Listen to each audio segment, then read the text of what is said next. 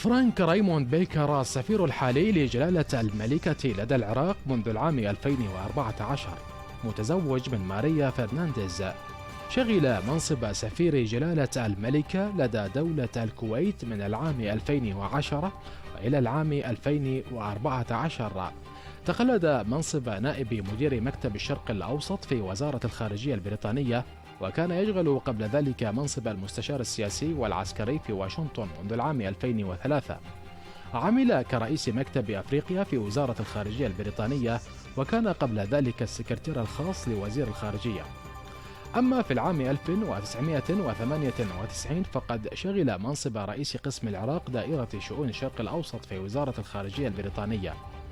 هذا وكان قد تقلد مناصب عدة منذ العام 1981، حيث انضم إلى وزارة الخارجية البريطانية وتنقل بين أنقرة وبوينس آيرس وبنما. السفير فرانك حائز على تكريم نظام الإمبراطورية البريطانية، والذي يمنح للاعتراف بالخدمة والأنشطة المتميزة.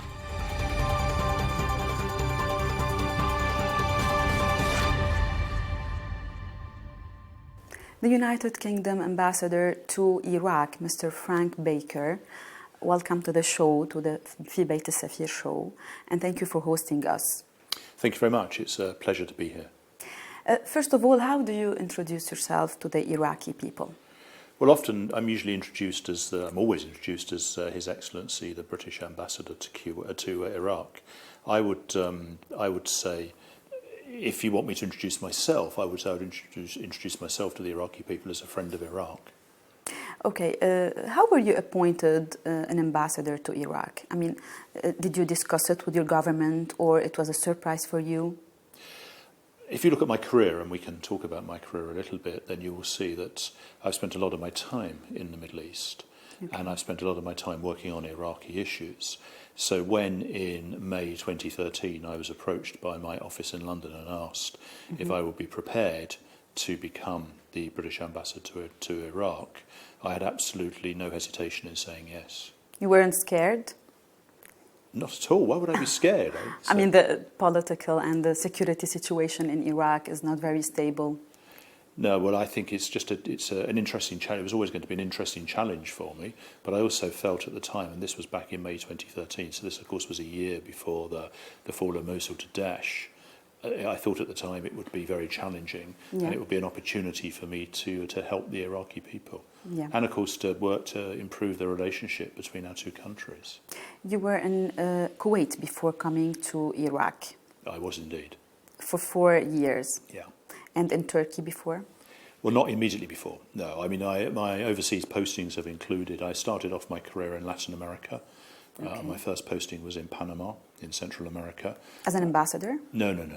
You don't just become an ambassador. You have to work to become an ambassador, to work through the organisation, in my case, the Foreign and Commonwealth Office in the United Kingdom. So I was in Panama for 3 years and then went to Argentina for a few years. And then from there, I went back to London before going to Turkey. But in Turkey, I was based in the British Embassy in Ankara, but I spent most of my time working and living in northern Iraq, as it was, Iraqi Kurdistan, working very closely. This was after 1991. This was after the Operation Safe Haven, that was, of course, the brainchild of the former British Prime Minister John Major. Okay. So for how long you stayed in Kurdistan? I was working out of the embassy in Ankara in Kurdistan for 3.5 years. 3.5 years? Yes. And what's your educational background? I mean, what brought you to the diplomacy field? Well, I have a very normal background. I mean, my parents were both just normal working class British citizens. My father worked for an insurance company. My mother was a primary school teacher. I was lucky enough to be educated at They both are British? They both were. They're both dead now, but they both were British. I was lucky enough to be educated in the state sector in the United Kingdom at grammar school. Okay. And after studying in the grammar school and then on to university, I decided that a career in the Foreign Service was right for me. I'd always been interested in travelling. I'd always been fascinated in history and geography. And indeed in international politics and domestic politics in the UK. So for me, it was a very easy choice to make when I had the opportunity to join the Foreign Service. I jumped at it. Okay. And you like it? I very much enjoy it. That's why I've done it for over 30 years. Okay. Are you married? I'm married, yes. With yes, kids? with 2 children, but they were children. They're both in their 20s now. So They're 20s, and they live in the UK? They both live in the UK. Yeah. Okay. And do they visit you?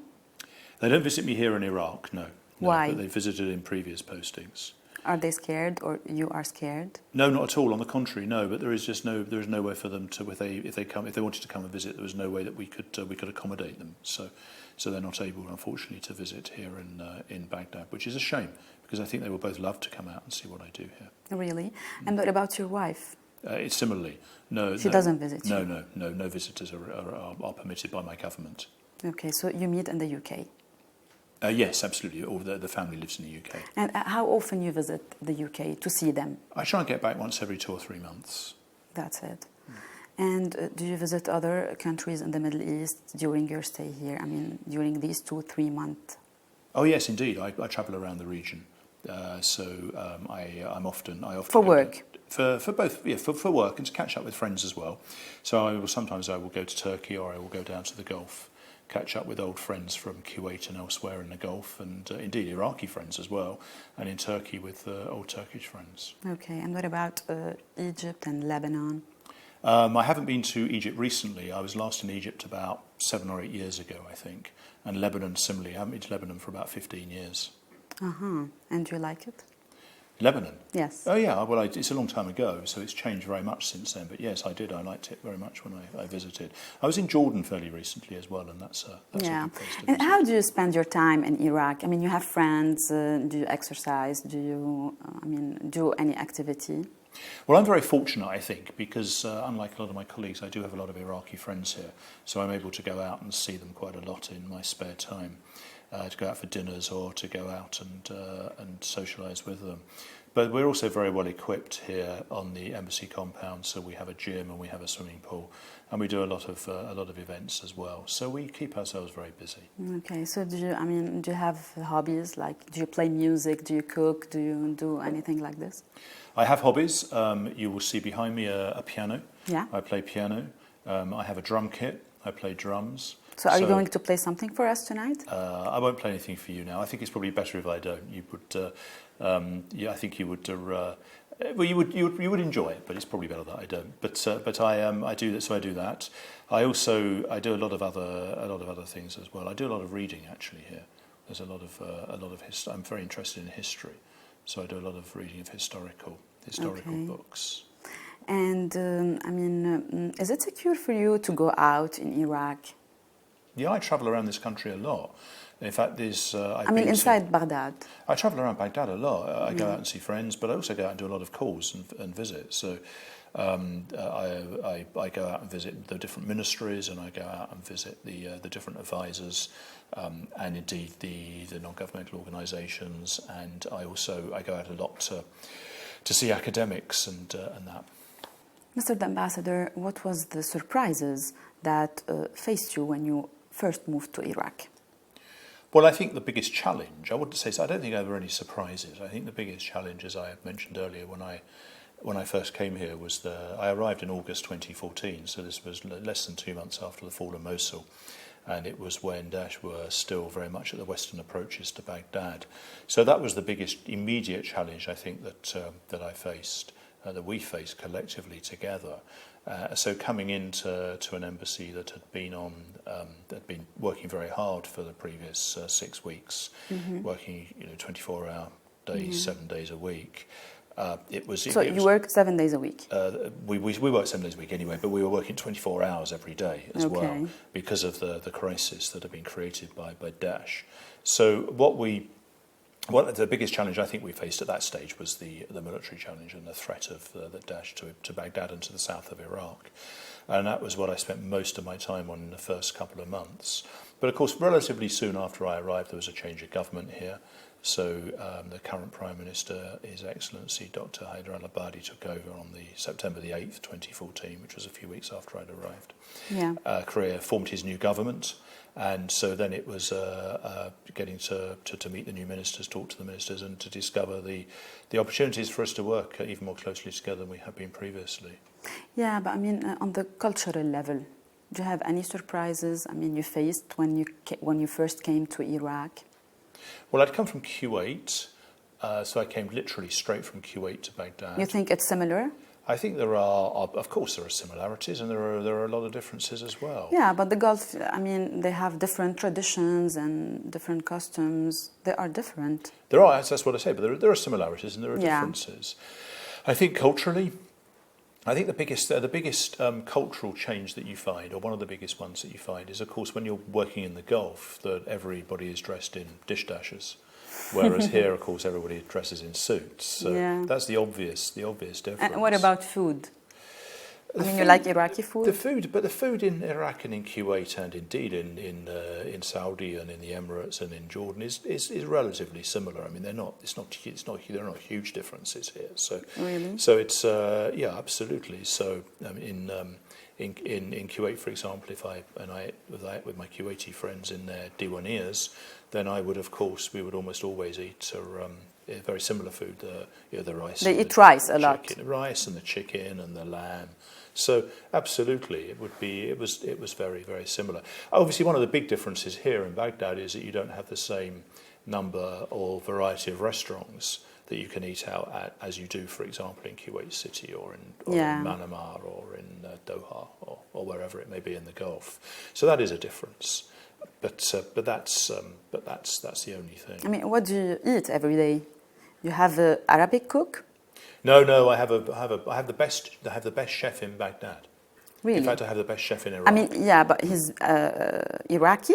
No, he's British. British? He's British, and everybody wants to come to my house for dinner. He is well known across everybody in this country, or everybody in Baghdad. They all know he is the best chef in Baghdad. Really? So everybody wants to come. They don't want to come and see me. They just want to come and eat the food. So are we invited for dinner tonight? Indeed, you're very welcome to come for dinner whenever you wish. Thank you. And what's your favorite dish? Do you mean my favourite Arabic dish or my favourite British dish or my favourite? I'm very much Let's talk about your favourite cuisine. My favourite cuisine. I'm a relatively traditional British guy, so fish and chips. Well, not specifically fish and chips. I think more like I'm a big fan of eating meat. Meat. So I'm a steak. I'll eat steak or lamb. I like lamb, but also white meat. So chicken, turkey. And then either with potato or with rice. So your carbohydrates are important. Okay. So for me, actually, to switch between the two varieties is pretty simple. Okay. It's not. The fusion food is nowadays very trendy. Yeah. The Arabic with the Western. And have you tasted fusion food? Yeah, absolutely. Yeah, and that's very good. And that's and what do you think of traditional Iraqi food? Like tapsi and hasha. I like all of that, and I like. Have you tried them all? I've tried them all. Yeah, I've tried them all, and of course I used to eat a lot of this when I was in Kurdistan as well. Yeah. In fact, in Kurdistan in the 90s, there was a lot more, in many ways, more traditional. I think more traditional eating than perhaps Kurdish food. You mean? Kurdish food, yeah. But I think also that when you look around and you look at the different foods, I mean, it has become much more international these days. Yeah. So you're right, the fusion. I think the really exciting thing about food these days is when you have these fusions. So you can have the Arabic and the Western, or even the Arabic and the Eastern food. That's exciting as well. Yeah. And have you visited? I'm sure you visited countries in the Middle East, many countries. So what's your favorite country? It depends. Actually, I think if I was being really honest, my favourite country is Iraq. Really? Yes, and I'll tell you for why. On which level? I'll tell you why. Because you've got everything in Iraq. You have everything here. Everything like what? You have the history. Yeah. That goes back centuries. Goes back millennium, in fact. Last week, I was down in the south of Iraq, and I went to Ur. Okay. And I went to the ziggurat, but I also went around the ruins of Ur and some of the other archaeological digs. So you have the great the archaeological sites. You have Mesopotamia. You're in the middle of Mesopotamia. The two great biblical rivers of the Euphrates and the Tigris. Babylon, which I visited last year. The citadel at Erbil in the north. So you have Samarra. you have all these fantastic archaeological sites. It's a really exciting place. And then you have other than archaeological sites, then you have the marshes in the south, and you have the mountains in the north. Yeah. The Kurdish mountains are spectacular, particularly in winter, but also in summer. And the marshes, which are now being re-flooded in the south, which of course go back many centuries of tradition. So you have the geographical and the geological spread as well, from the desert of the south to the mountains of the north. Mm-hmm. There is no other Arabic Middle Eastern country that has that type of spread.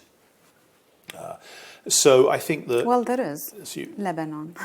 Yeah, but Lebanon on a much smaller scale. Much smaller scale.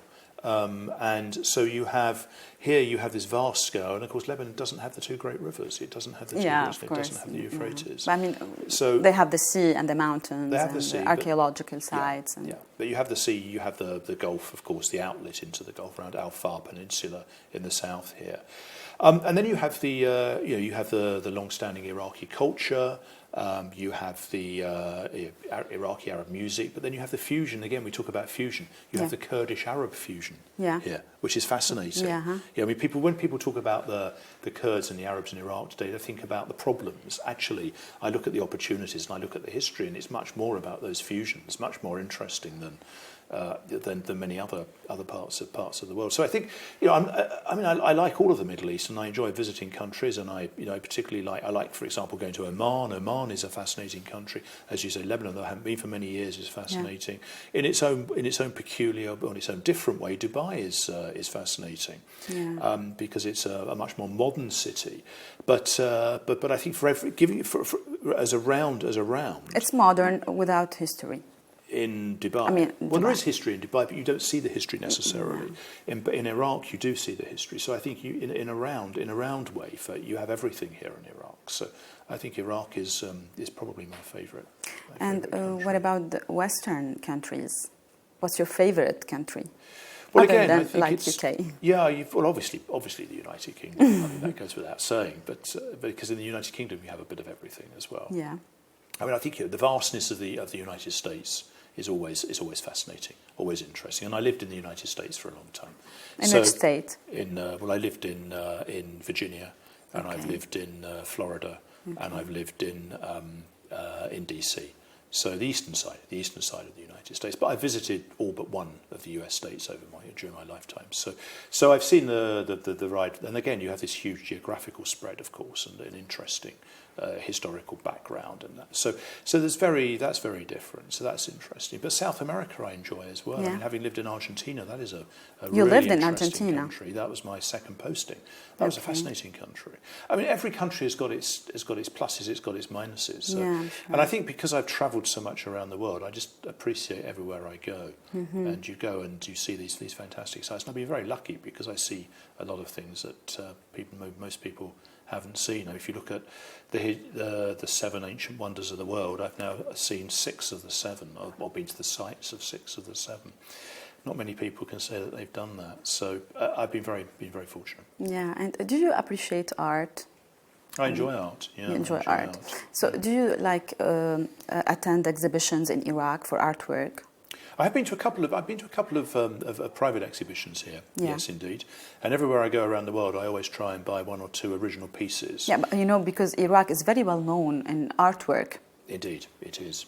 It is. No, very paintings well known indeed. and Absolutely. So, in fact, I have a piece on my wall just there. That's an Iraqi artist. Okay. So I do. I look at artwork. I find is of course very interesting in Iraq. You have of course carpets. Mm-hmm. The carpets are interesting, and here of course, unlike in much of the rest of the Arab world, you've still got some of the carpets being handmade.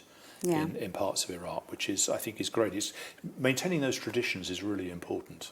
The word happiness is complicated. Would you share with us a moment of happiness that happened to you, maybe in Iraq?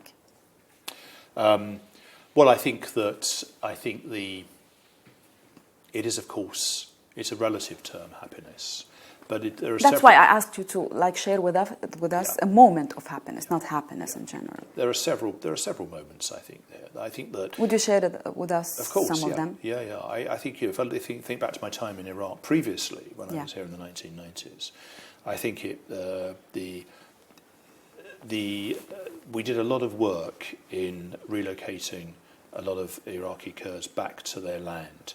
Land that had originally been mined during the Iraq-Iran war or during the Anfal campaign, and areas where their farms or their small holdings have been destroyed. And we spent a lot of time working with the then fledgling government in that part of Iraq, in northern Iraq, in helping to move the people back onto the land. And that was both very fulfilling, but also when you saw people moving back to their family areas and their villages, and they were back to where they really belonged, there was a real sense of happiness around that. What inspires you the most? Well, when I get around my dinner table, for example, I will have Iraqis, and it doesn't matter whether they are where they're from. They can be from Kurdistan, they can be from Basra, they can be from Diyala, they can be from Anbar. It doesn't matter. But most they all sit around. Iraqis. We talk about Iraq and we talk about the region, and we don't talk about sectarianism or anything like that because they're Iraqis. And my dream for this country is that when you say to an Iraqi who's travelling overseas, where are you from? They just say Iraq. They don't say I'm a Sunni Iraqi or a Shia or an Arab Iraqi or Iraqi Kurd. Just want them to say that they're an Iraqi. Yeah, this really makes sense. What makes you feel sad? Oh, I think here in Iraq, I mean, first of all, I think it is... In general, not necessarily in Iraq. Oh, well, I think anybody, as always, you will be sad when you see the victims of violence. And I think that's the biggest thing, that when you see whether it be the victims of domestic violence that you see often in the West, or the victims of violence from paramilitary organisations or terrorist organisations like Daesh. And you see domestic violence in the East also. And of course you do, you do. But you see indeed victims of terrorism in the West as well. Mm-hmm. So I think you see when you see victims and you see victims of any type of violence, then I think that always makes me very sad. And what inspires you the most? I mean, it might be a book, music, anything, a TV, movie.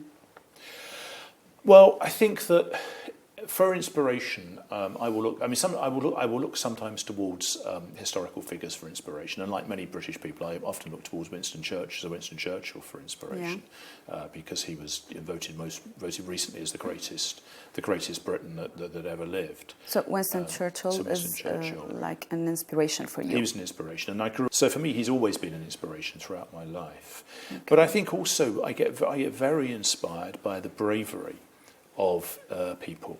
Mm-hmm. So I'm inspired by, for example, here in Iraq, by the bravery of the civilians who go about their everyday lives despite the threat of the terrorist attacks. Okay. The bravery of the Iraqi forces who are fighting against Daesh, whoever they may be. So I get very inspired by the bravery of people in the same way as that one gets saddened by seeing the victims of terrorism.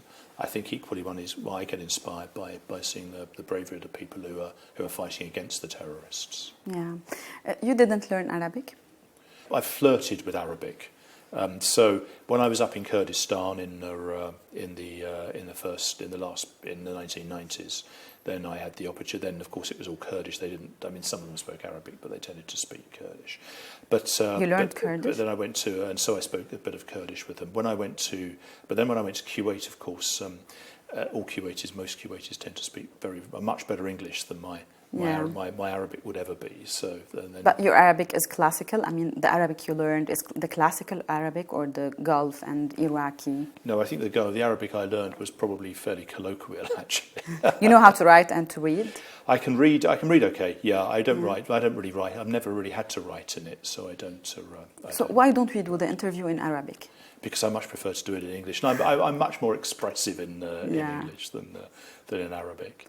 Okay. It's an interesting one, isn't it? I think it's important though when you're doing an interview like this actually to express yourself. It's much. And you think Arabic is a difficult language? For a Westerner, it's a difficult language. Yeah, no question. Yeah, absolutely. Turkish, Arabic, Kurdish. Kurdish is slightly easier actually than Arabic, but yeah, Turkish and Arabic, and actually Hebrew as well. Hebrew is a difficult language. Okay. Could you tell me one thing you like, just one thing you like about Iraq in Arabic? No, I think I'm going to stick to English. I've already told you lots of things I like about Iraq in English, so I think we'll stick to English. Okay, stick to English. Yeah. So one thing you like about Iraq is? Well, I think I've already said. I've said that I like the everything here, the archaeology, something you the history. Something specific about Iraq. Yeah, specific. Well, I think I admire the resilience of the people. Okay. And one thing you don't like about Iraq, in Iraq? I don't like the sectarianism. One thing you like about, or you prefer, something specific in the UK? I like the variety. So you have in the UK, for example, you have lots of different regions. It's only, relatively speaking, it's a very small country, but you have lots of regions. And each region is different than the other? For example, they have different regional accents. Okay. So the English of where I come from in the southeast, is very different to the English of, say, the northeast or the northwest. The accents are very different. So it's very distinctive accents, very distinctive communities, despite the fact, of course, that people move around the United Kingdom very freely and people move from one place to another, particularly for work reasons. But the scenery is also very varied around the country, and it's always very green, and it's always very refreshing. Yeah. Talking about the accent, well, I would like to tell you that I love British accent. It's really amazing. One thing. But which British accent? Well, I don't know. I cannot differentiate between the regions, right. But in general, the British accent I prefer than the American accent. One thing you dislike about the UK? It's hard to think of anything that I really dislike. I suppose the weather. I suppose the weather is not always fantastic. I think it'll be better to have a little bit more sunshine. But that's a very British answer. The British always talk about the weather. The British are obsessed with the weather because it always rains. In fact, there's a great theory, that says the reason that Britain had this huge empire back in the 17th, 18th, and 19th century was that the British people disliked the weather on their own islands so much. Yeah. They wanted to travel around the world to find areas where the weather was better. I'm very lucky. Whenever I visit the UK, the sun is shining like never. Really? Yeah. Well, can you please move to the UK? Then maybe the sun will shine the whole time. Okay. What do you think of these personalities that I'm going to mention now in one word? John Major.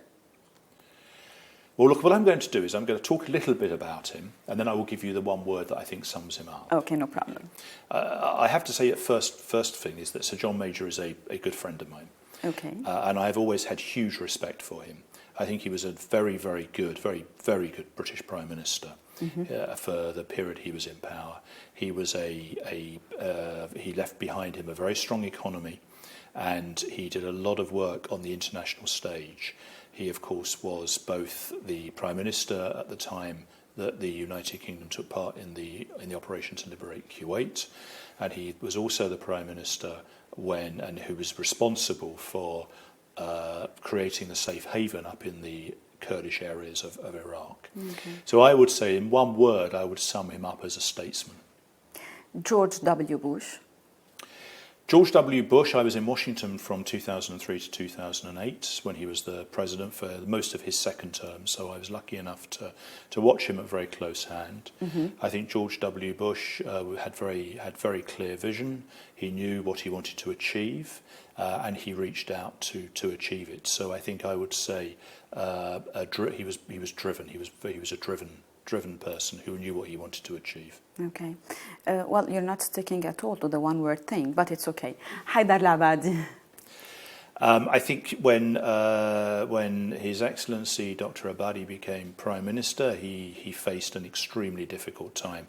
In fact, writing in Time magazine at the end of 2014, my own Prime Minister, David Cameron, said he thought Haidar al-Abadi probably had the most difficult job in the world at the time. So how do you describe I would say that the reason he has been able to to achieve the successes that he has achieved around the military campaign against Daesh and against the Iraqi role. So you think he's a successful regional. prime minister? I think it's too early. You can't say whether anybody's successful while they're still prime minister. I think you have to wait, and then you have to look at that subsequently. But I would say the one word to sum him up is pragmatism. He's a pragmatist. Pragmatic. He's pragmatic. Yeah. David Cameron. I think David Cameron has been, of course, been British Prime Minister for 6 years. I think he has shown he became Prime Minister at a very difficult time in Britain, very difficult because of the need for austerity measures, and he took through and he worked very closely in a coalition government with the Liberal Democrats. And I think that the one thing, overriding thing I would say about David Cameron that he shows consistently is compassion. Barack Obama. I think President Obama is coming to the end, of course, of his second term now. He has overseen certainly a revolution in many ways in America, in America's the way that America operates internationally, and of course within domestically, particularly with his healthcare program. I would sum him up probably as by saying intellectual. Margaret Thatcher. Margaret Thatcher was Prime Minister in Britain at an extraordinarily difficult time when she came in 1979. The economy was in very, very bad shape, and she was Prime Minister for, 10 years, 11 years. Is it because of her? She inherited a very bad economy. Okay. She strengthened the economy, became very, very strong under Margaret Thatcher. Well, the first part of her premiership became very strong. But I think with Margaret Thatcher, you can only really sum her up in 2 words, can't you? And it has to be Iron Lady. Mm-hmm. Erdogan. Mr. Erdogan's been president of Turkey. Well, he both prime minister and then president of Turkey for a very long time, and he has certainly changed, I think, Turkey, the way that Turkey is, and the position of Turkey, and has carried through many reforms. I suppose probably the best way to describe him, therefore, would be a reformist.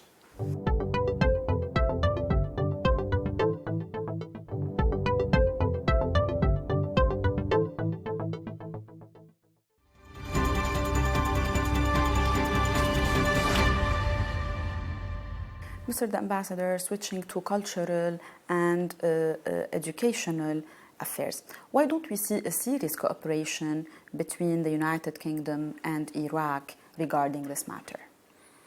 Well, I think we do see serious cooperation. In fact, I will point you in the direction of our British Council here, who do a great deal of work around culture and indeed around education. Now, only last week, I did a big press conference to launch the Shakespeare Year in Iraq, which is the British Council bringing Shakespeare, which of course all Iraqis study, or most Iraqis study in school here, being the 400th anniversary of his death. We are bringing Shakespeare around, taking it around the world, and including here in Iraq. So there was a performance of Shakespeare in the National Theatre here last week in Baghdad, and there will be another performance of Shakespeare in Erbil, and they are doing workshops in universities in Baghdad, in Basra, in Najaf, in Erbil, and in Sulaymaniyah. So there's that area of culture. Educationally, the British Council are very, very active. They are the preferred partners of the Iraqi government. But it used to be more active before. I wouldn't say that. The cooperation between universities and colleges between the two countries. Yeah, it continues very much so. They're still continuing. We don't see like British schools here. Well, there are certainly British schools in Kurdistan. Yeah, there are several in Kurdistan. I understand there's a British school as well in Basra. Whether there are, in Baghdad, I'm not aware of any British schools. Yeah. But of course, just calling yourself a British school doesn't necessarily make you a British school. So I think it's much more about the cooperation between the two governments. And so you're satisfied with this cooperation? Well, I think I'm never satisfied with anything. I always want to do more. I always want to improve things. But I think actually we've got a very good base here. And the British Council, as I say, is the preferred partner in English language teaching here. So they are teaching literally tens of thousands of young Iraqis to teach English. Online. They do it online as well, which is good, in association with your Ministry of Higher Education through Dr. Shahrastani, and that is a very successful program that is working at the moment. And of course, there are also Iraqi students who travel to the UK and are able to study in the UK, fellowship programs. And we are just about to launch this year's Chevening Scholarship scheme. So we will be interviewing for Iraqis for Chevening scholars, and we are increasing greatly the number of Chevening scholarships that we but you know, like how many students provide. per year for Chevening? For Chevening, we're talking, at the moment, we're talking between 30 and 50, I think, this year. Per year? Yeah, which is quite a lot. But it's, of course, they're not the only students that... But if you have a look at the fellowship programs that the United States does in Iraq and in other countries, you see more than 10 or 15 programs every year. And for each program, they take more than 10 to 15 people. So... What would you say? Well, we have other, there are other schemes as well, but the Chevening one is the one that is supported by the British government. Yeah. But there are other universities, the British universities, that have a lot of Iraqi students that are working, are being educated in the universities. So in fact, if you look at the number of medical students, for example, in the UK, quite a reasonably high proportion of them are Iraqis. Engineers as well, a lot of Iraqis who go to the UK to study engineering, and that of course was always specialized true. Students. That was always true historically. Well, I think specialization is important. I mean, in a sense, if you do a degree, you are a specialized student. Yeah. You don't do a degree in general knowledge. So I think that historically we always had very strong. Yeah, this is what I meant. I mean, historically you were very strong, or maybe stronger than now. Well, I think that there was a period throughout the 1990s, of course, when Iraq was under the sanctions, the United Nations sanctions, when it was much more difficult to be able to go after abroad the and study. sanctions, So we're now like everybody else, we're building it back up again. But I'm pretty happy with where we are. But of course, we can always do more, and that is an area that we are looking to expand. You have plans to develop the cooperation between the two countries. We have plans to develop cooperation across the board, not just in the field of education. Yeah, but I'm talking about education. So can you just give me a brief about the cooperation that you are willing to develop? Well, we have British companies who are coming to talk to the Ministry of Education, the Ministry of Higher Education, about helping them with curriculum. So the curriculum that is taught in the Iraqi schools here, so helping them with that. Helping them particularly with inspections. One of the great strengths of the British education system is that we have this, what we call Ofsted, which is the inspection team, who go around and make sure that there is a consistency across all educational establishments in the United Kingdom, all schools in the United Kingdom. And there's a lot of interest here in having something similar for the Iraqi system to ensure that consistency across the board. Otherwise, there is the danger that some schools are much better performing than others, when in practice you should have a degree of consistency so far as possible.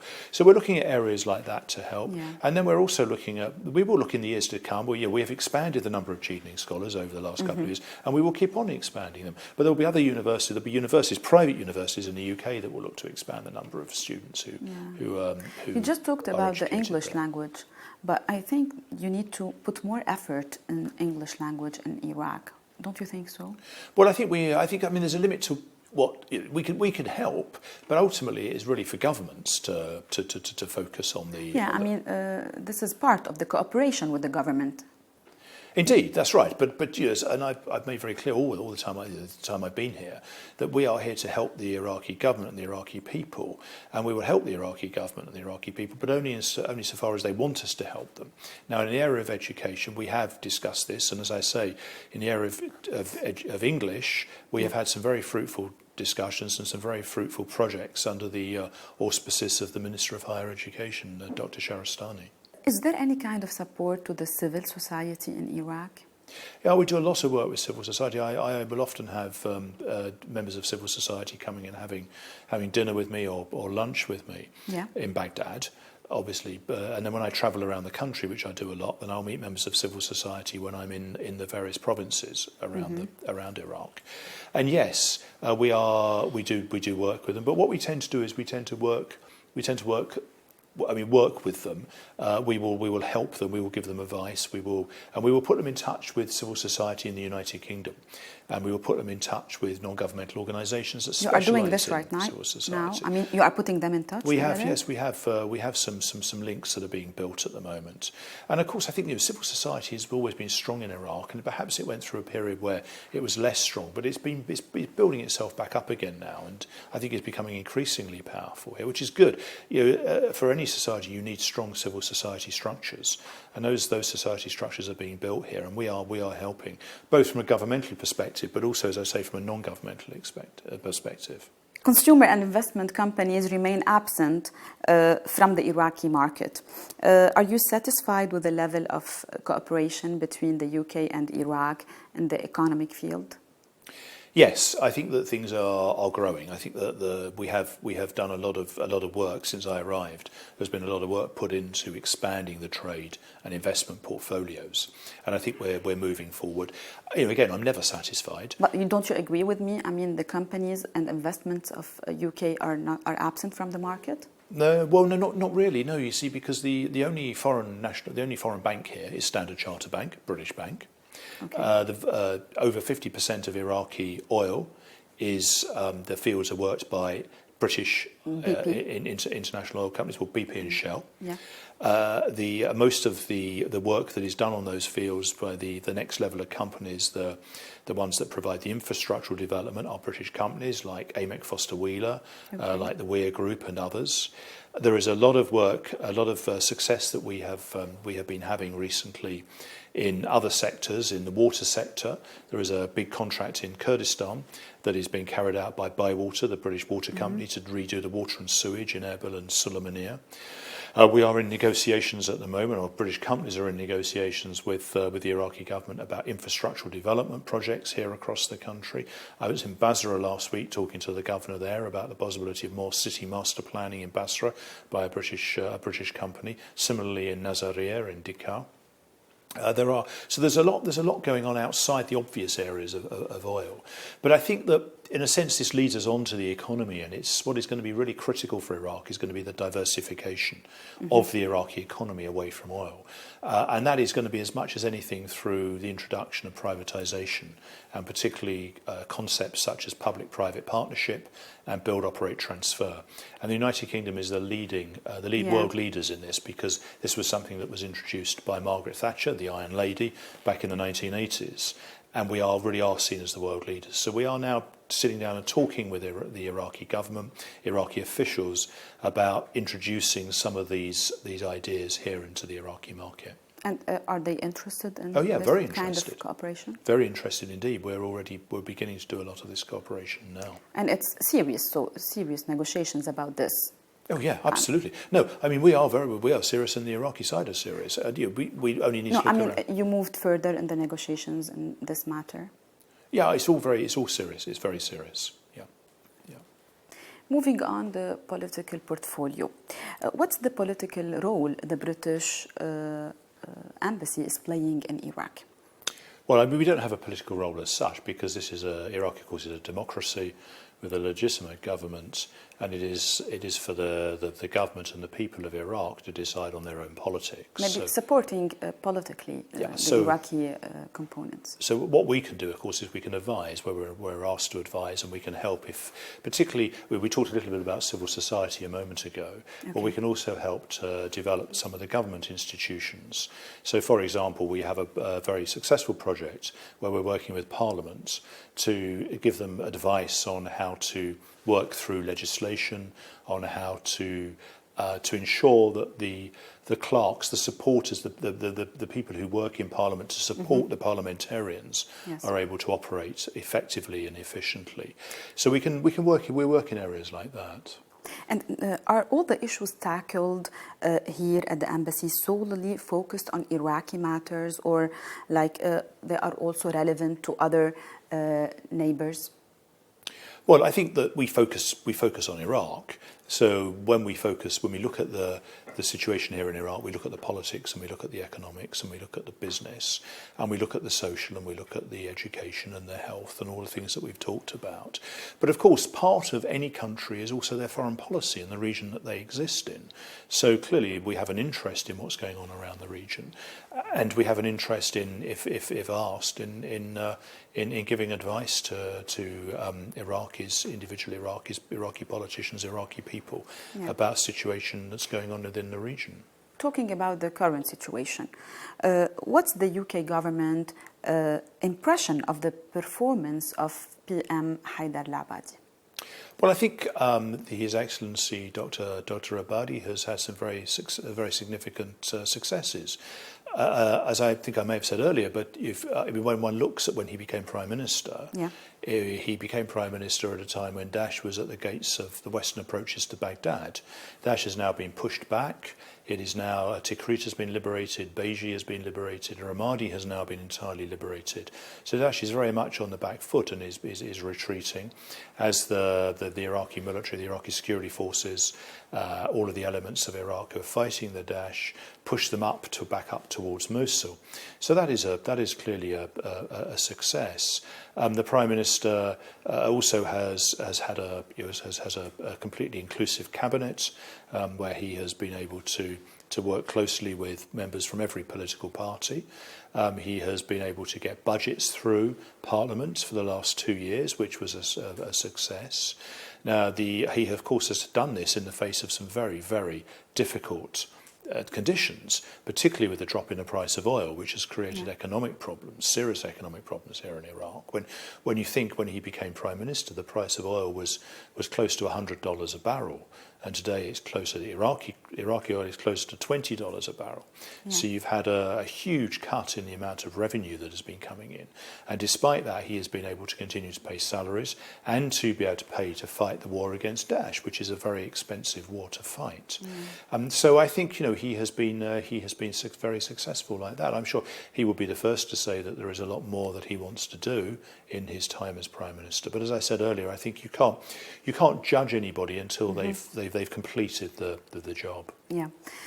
Well, you are the ambassador of the UK to Iraq, but you have very strong relations with opponents, to the government, to the regime, the old regime, Saddam Hussein. So what do you think, like Ayad Allawi, Fouad Massoum, all these personalities that were like opposing the Saddam regime. So what would you say about the current situation in Iraq after 13 years of the fall of the regime? I think that maybe more than 13 years also. You're right. I have a very strong relationship with a lot of these people because they go back to our time together in the north in the 1990s. So indeed, pretty much the president, the president of Iraq, the vice presidents of Iraq, many of the members of the cabinet, many MPs in Parliament, they're all people that I've known for a very, very long time. I think that if you look at Iraq today, as opposed to Iraq, say, 20 years ago, there are some significant differences. I mean, first of all, you have a representative government, and you have a prime minister who has been elected by a parliament that has itself been elected by the people. Yes. So you have as prime minister, and you have as cabinet, and you have as government people and parties who have been elected by the people. So that's important. I think, secondly, you have a government that is working extremely hard for the people of Iraq in trying to meet the challenges that are presented today. And many of those challenges actually fall outside their control. Daesh, for example, falls outside the control of the government. Yes. And so they've met that challenge head on, and they're being successful. Similarly with the economic crisis, that is a challenge that has fallen outside their control. I think what is important when you talk about governments is whether they learn from the challenges and whether they are able to ensure that if those challenges were to first of all, to make sure those challenges don't re-emerge, if they have a control over it, and if those challenges are going to re-emerge, like, for example, if the price of oil would go up and then drop again, that they are better prepared to be able to cope with the drop in the price of oil. And so I think that in that sense, one of the most important things that the current government needs to address is economic reform. Now, they are, of course, looking for an agreement with the International Monetary Fund, and that is a decision for the Iraqi government, and they will need to proceed around that. But given the difficulty and the fact that the finances now are very stretched because of the drop in the price of oil, what I think it does reflect is the need, first of all, for Iraq to diversify away just from a dependence upon oil, and to look at the private sector look at developing a private sector, look at developing alternatives to oil, because you can maintain oil, and of course oil will always be the bedrock of the economy, but you need to have other things you can fall back on if the price of oil were to drop again in the future. And secondly, to look very carefully at the expenditure and look at the expenditure around the state. Now, these are issues that we had to go through ourselves in the United Kingdom back in 2010 when we introduced what we called an austerity programme. Yeah. And again, we'd got to the stage where we were spending more money than we were earning. And it's never a good thing to be like that, because you just build up debt. So I think there are some really significant challenges out there for the Prime Minister, for the government, for the Iraqi people. And governments will be judged on how they deal with the challenges. Do you think there remains an opportunity for reconciliation among all the components of Iraq? Well, I don't think it's a question of does there remain one. I think the question, or the answer to that question, is that there has to be one. I don't think there is a choice in this. I believe that unless you have proper reconciliation between Sunni and Shia and Arab and Kurd, I think that you will have an endless cycle of violence in this country. So you have to have proper reconciliation. Yeah, but I mean, people of Iraq started losing hope about this. So well, what would you say? I would say to people, first of all, that this has to be done. That's my message, that yes. You have to go through, you have to have reconciliation. Mm-hmm. The second thing I would say is that I've travelled around this country a great deal. I have visited, I think, all but 2 of the provinces in the last year. Mm-hmm. And I have spent time with the Iraqi people. I have seen the Sunni internally displaced who are living quite quietly in the south, who are being looked after by the mosques yes. and by the imams and the Shia clergy. I have seen the ability of the Sunni and the Shia to work together at personal level. I have many friends who come from Shia-Sunni marriages, who themselves may be married also to Shia or Sunnis, and so Shia-Sunni mixed marriages. Mm-hmm. So I don't myself see this being a big. It's not so much a big problem amongst the people. This is more a political problem, and it is for the politicians to resolve. So I would say to the people, yes, you are facing a lot of challenges at the moment, but ultimately I would say to the Iraqi people, hold your politicians accountable, because they are accountable to you. Yeah. You elect them, so hold them accountable. And if they don't deliver for you, elect someone else. That's what we do in the UK. That's what everybody does around the world. So that's what I would say. But I would also say to the Iraqi people that your friends are there to help you, and that we're very clear about the strong relationship, the strong historical relationship between our two countries, and we will continue to help. Mr. Ambassador, do you think that the Iraqi government will request Russian airstrikes against Daesh targets in Iraq? Well, I get asked that question a lot, and I always say to people, but just be very careful what you wish for. One of the great successes of the coalition and Iraqi campaign against Daesh, and the coalition part in the Iraqi campaign against Daesh, particularly the airstrikes, has been the lack of civilian casualties. In fact, I think it's fair to say that there have been, as far as I'm aware, there have been no recorded civilian casualties from the Allied airstrikes against Daesh on the ground. They've been very carefully targeted. There have been one or two unfortunate incidents of friendly fire where members of the Iraqi security forces have been accidentally killed by coalition airstrikes, but no civilian casualties. And the Prime Minister, Dr. Abadi, has always been very clear about the need to minimise civilian casualties in the fight against Daesh. Now, if you compare that with the Russian airstrikes in Syria, and let us be clear first of all about one thing. 80% of Russian airstrikes in Syria are not against Daesh. Over 80% of Russian airstrikes in Syria are against the Syrian opposition.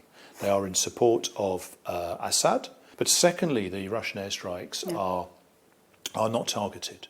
They are the Russians will say they are targeted, but all of the information that we have and all of the evidence we have suggests that there have been many civilians have been killed by Russian airstrikes in Syria. And when I talk about civilians, I'm talking about women and children.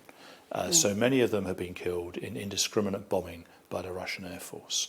Now, I don't believe that is what the Iraqi people want here in Iraq, and I don't believe that it's what the Iraqi government wants here in Iraq. And so far, the Iraqi government has made very clear that it is very happy with the work and the cooperation and the alliance between the coalition and the Iraqi security forces on the ground through the control of the Commander-in-Chief, Dr. al-Abadi, and of the government and of the Defence Minister, Khalid Abedi. And I think that they are clear, the government is clear, that they are satisfied with that and they don't see a need for anybody else to get involved. What about the British Air Force targeting Syria? The RAF has been bombing in Syria recently, but it has been bombing infrastructure. So it has hit Daesh infrastructure. So it has focused on Daesh oil fields, where Daesh have been lifting oil and taking oil to market, and on revenues. So, for example, the RAF have been involved in targeting Daesh, specifically Daesh economic targets. So they are active. I mean, the British Air Force. Very active. The British element of the international coalition is the second largest to the Americans. So we have the second largest number of planes and the second largest number of personnel. And we are also very active on the ground. We are training the Iraqi security forces in the art of clearing the IEDs and the booby traps. So we are training up Iraqi soldiers to become experts on mine clearance. Since we are still talking about the security situation, do you consider the international alliance plan or plans to eliminate Daesh is a long-term plan? I think that to eliminate, and you're right to use the verb eliminate, because I think that is what we have to do. We have to remove Daesh. So to remove Daesh or to eliminate Daesh from Iraq, I think is going to take time. But I think it's now clear that it can be done and will be done. And I think the success of the last 18 months... What do you mean about time? What I mean is that the operation to clear Ramadi is now complete. They got to clear the booby traps, but Daesh are now out of Ramadi. Ramadi has been liberated. And now the Iraqi military will push up through, I imagine, up through Anbar to Mosul. Once Mosul has been liberated, then I think that the Daesh will be very much on the back foot, and there won't be many. Is there any time frame for this? I think in war it's difficult to have time frames. I think in fact it's important not to have a time frame, because then you become a victim. You can become a victim of time frames, and so I think that no, you don't have specific time frames. I mean, one can say by the end of the year, by the end of next year, but then if it's doesn't happen, then you can be criticised. Yeah. And I think it's important that what is important is not the date that Mosul is liberated, but that Mosul is liberated. So I think it is for the military commanders on the ground to decide on how they do it and the speed with which they do it, rather as in Ramadi. They took time to prepare for the attack on Ramadi. The attack on Ramadi itself took time to liberate the city, but the city is now liberated. Yeah. I think the same will happen in Mosul. So I don't think it's helpful to speculate on time frames. Yeah, I know, but I mean, when you say it's going to take time, you mean it's going to take years? Well, as I say, you don't want to become a prisoner of time frames, but I would say I don't think you're not talking about 5 years' time. You're talking about them now moving towards Mosul. So you can say, therefore, that you would expect sometime in the next year or so that Mosul will be liberated. What do you think of the Mosul liberation operation? I mean, is it going to happen soon? I think that's a question really for the military commanders on the ground. I think the forces are now beginning to get into place to begin the liberation of Mosul. I think that the liberation of Mosul will be very similar to that of Ramadi.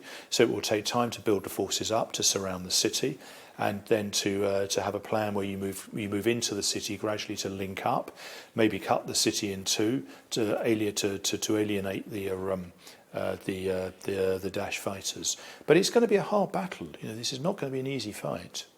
What would you say about the Mosul Dam? Is it going to collapse, or it's just an exaggerated issue? Well, I think that the Mosul Dam, of course, was built in the wrong place. That's the fundamental problem. It was built on gypsum, and so the foundations are not solid. So there is always going to be a danger that something bad could happen. If you ask, I'm not a technical expert, I don't know whether it's more likely the Mosul Dam will collapse today or last year or 5 years ago. All I do know is that ever since I've been in Iraq, people have talked about the dangers around the Mosul Dam. So I think the government is right to be taking this seriously, and I think the government is right to be bringing in international expertise to help make sure that the dam doesn't collapse. Yeah. Mr. Ambassador, what are the priorities of the UK in Iraq? I think the priority for me is to deepen even further and to strengthen that very good historical relationship that we have between our two countries. So it is strengthening the relationship between the United Kingdom and Iraq. And when I talk about that, I don't just mean the political and economic and trade relationships, because that's what everybody always thinks about, and security and military. Actually, what I mean, I talk about is the relationship between the people-to-people relationship. So it's about education and healthcare, of course it is, but it's also about the social interaction. It's about the cultural interchange between the two countries. You know, it's in simple things like soccer. You know, every Iraqi has their favourite British soccer team, and they probably play in the English Premier League. It is about areas in culture like Shakespeare that I talked about earlier, and bringing Shakespeare to Iraq. Yeah. You talked about art galleries. It's looking at ways that we can work together to bring Iraqi art to the United Kingdom and British art to Iraq. It is about a really good project that the British Museum is doing at the moment, where we are taking young Iraqi archaeologists, and the British Museum are training them in how to excavate sites that have been damaged through warfare. It's very important as Daesh continues with its barbaric attempts to destroy Iraqi heritage and Iraqi culture. So it's about all of those things, and I think that's what's really important, that it's those people-to-people contacts, and it's about the understanding that comes from those people-to-people contacts between two great nations. At the end of this episode, what advice would you give to the politicians in Iraq? Listen to the people. And what advice would you give to the people in Iraq? Tell your politicians what you want. Mr. the Ambassador, thank you so much for hosting us. Thank you for your time. And anything would you like to say before we end the episode? It's been a great pleasure. Thank you very much. And I would just finish by saying that I have and I am continuing to thoroughly enjoy my time in Iraq. I have a lot of time for this country, and I am determined that working for my government here, we will work to continue to develop and to strengthen the very strong bilateral relationships between our two countries. Thank you so much for the interesting interview. Thank you. Thank you very much indeed.